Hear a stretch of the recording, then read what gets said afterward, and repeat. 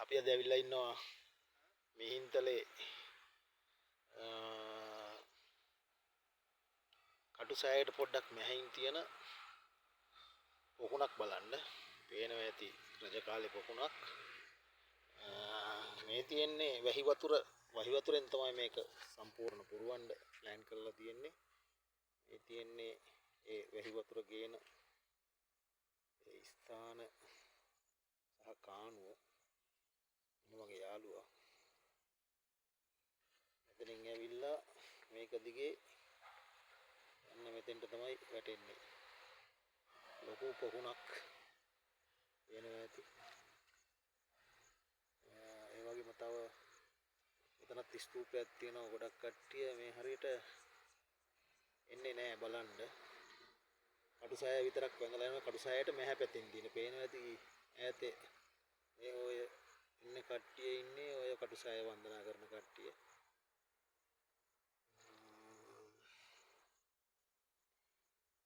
තව ගල් කණු කීපයක් තියෙනවා.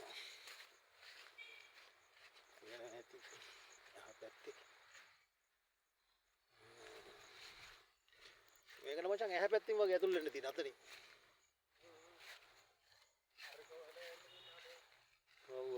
අතනත් පොකුණක් නේ තියෙන්නේ.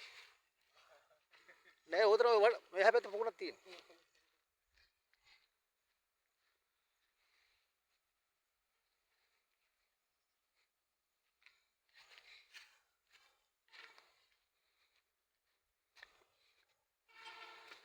මෙතන ගොඩනැගිලි කීපයක් තියෙනවා.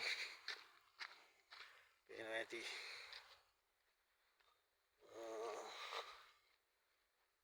මොකක්ද කියලා හරියටම කියන්න අමාරුයි මෙතන. මෙතන ගොඩනැගිල්ලක් හදලා තිබෙනවා තියෙනවා. මෙතන එකයි, මෙතන එකයි, මෙතන එකයි, දෙකයි තුනයි, එකයි දෙකයි තුනයි හතරයි පහක්.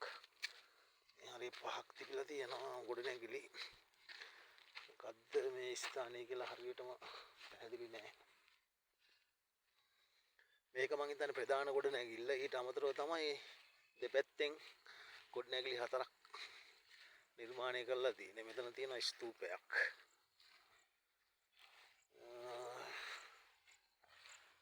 හින්තලා පැත්තේ ආවොත් මේකත් නරඹන්න එන්න කියලා ආරාධනා කරනවා.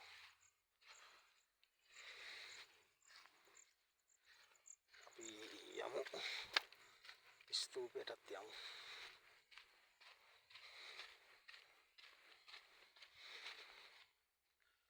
මේ තියෙන්නේ ස්තූපයක්. මං හිතන්නේ ඒකේ උඩ හරිය නටබුන් බවට තමයි පත් වෙලා තියෙන්නේ.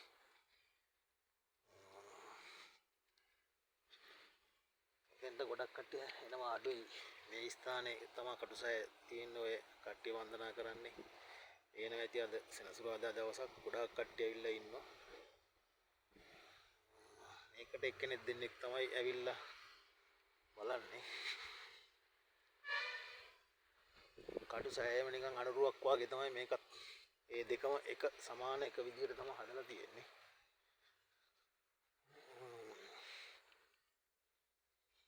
හරිද? යමුනේ. නම් වීඩියෝ එක අවසන් කරනවා. යමුනේ.